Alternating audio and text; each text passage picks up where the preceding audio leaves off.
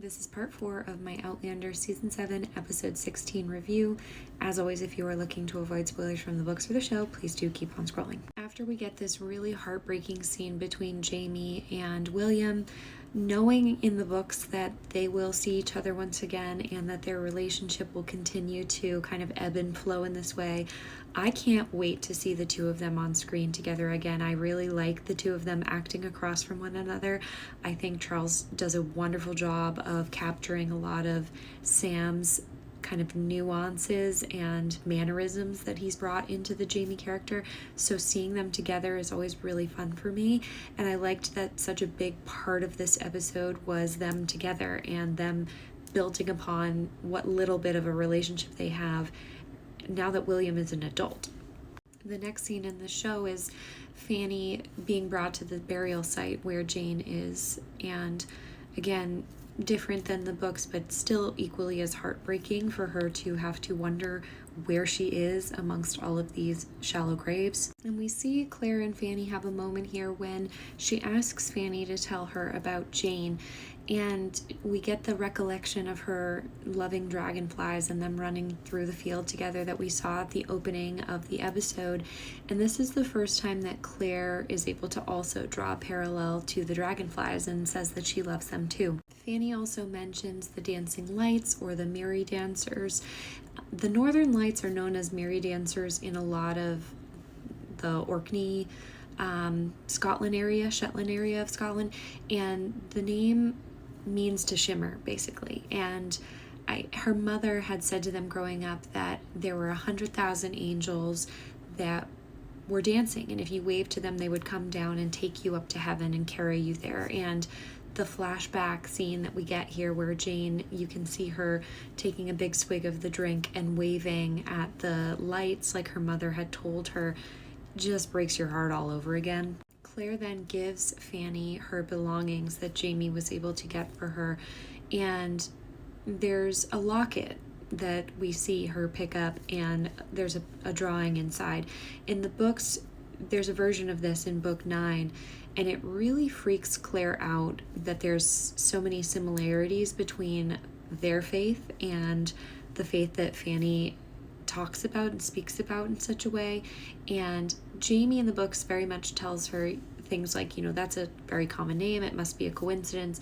But in the show, it's one more reason for Claire to believe in it, because Master Raymond had just come and spoken to her in this episode, which doesn't happen in the book version.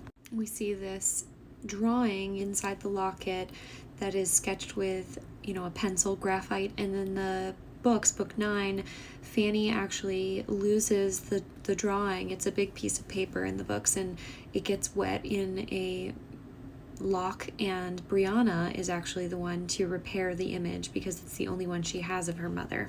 And we can see here Faith's name engraved in this locket, and I had full body chills when I saw this because I immediately knew that they were going to go here with this storyline. This is something that in the books was very much not fully fleshed out.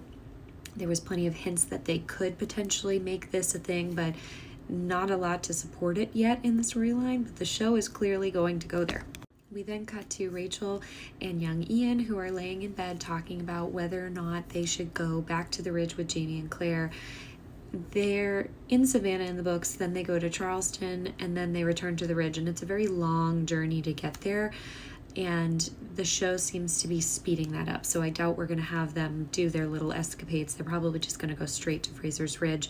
And at one point he offers to stay so that Rachel can stay with Denzel, but she brings up that the Ridge has always sounded like a really beautiful place and asks if it would be an ideal spot to raise a family, and that's how she confirms to him that they are pregnant. And it's a happy moment for the two of them, which is immediately made heartbreaking because when Ian wakes up, his beloved dog Rollo has passed away in his sleep. And I remember reading this as a dog owner and just sobbing because I just couldn't imagine.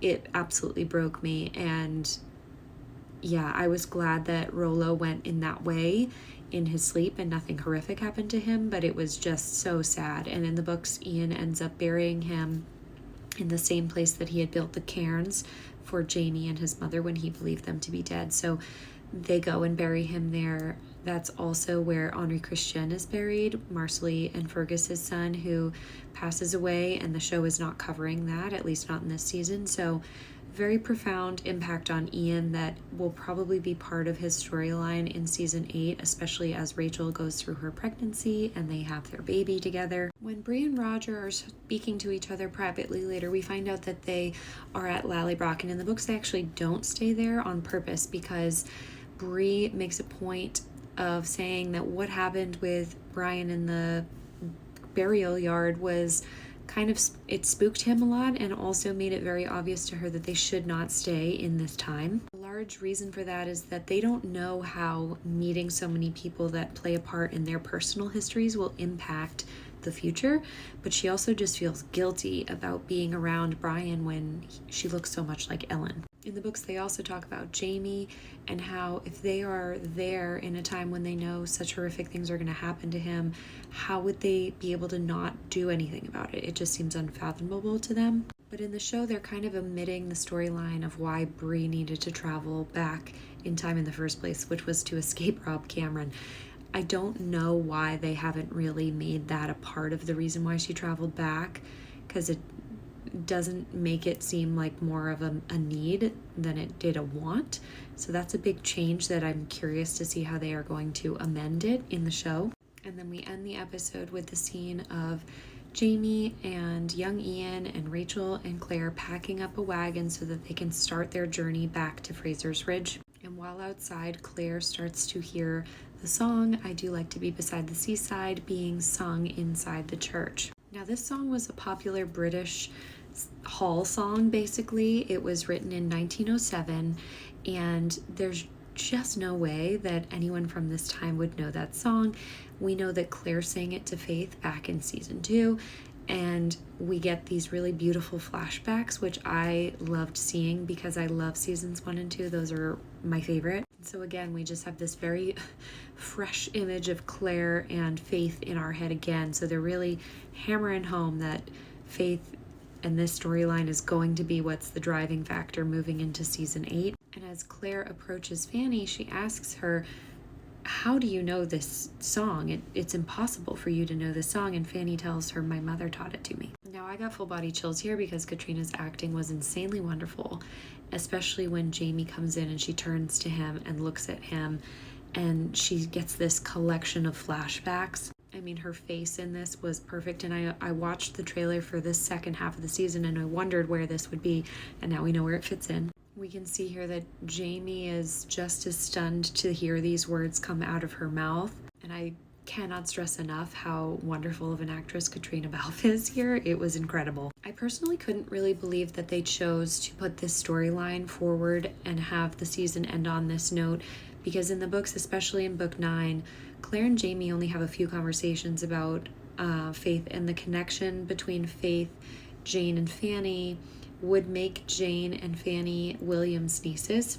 And even today, Diana has spoken and said that the end of season 7 is definitely not in the books. So this is definitely a storyline that has not been confirmed yet in the book lore, and there's a lot of coincidences between Fanny's mother and Claire's memories of the past that she's piecing together, but it in the books makes it seem like she's kind of grasping for that to be the truth of the matter. So I'm a bit mixed on how I feel about this storyline, because in many ways it insinuates that Mother Hildegard kept a child from her mother. There's some confusion about how that would have worked because she already delivered the baby before Master Raymond comes to her. I have a lot of questions, but Master Raymond's apology does imply that this is all by design, at least in the show, and there's a lot of theories about him controlling time travelers floating around, so I'm very interested to see where they choose to go with this. I can respect that they might change some things and make this a canon event. They clearly line that up, but I personally was hoping we would get Hello the House at the end of this season. In some ways I think that would be more impactful, but it does make sense because the journey to Fraser's Ridge is so long, so I don't think that they would be able to get them back there and have the MacKenzies meet them there in a time that made sense, really. We did get confirmation this morning, though, that with any luck, Book 10 and Season 8 might air around the same time. So tell me your thoughts about the finale. What do you think about the Faith storyline? Leave me all your theories and comments below, and let's talk about it.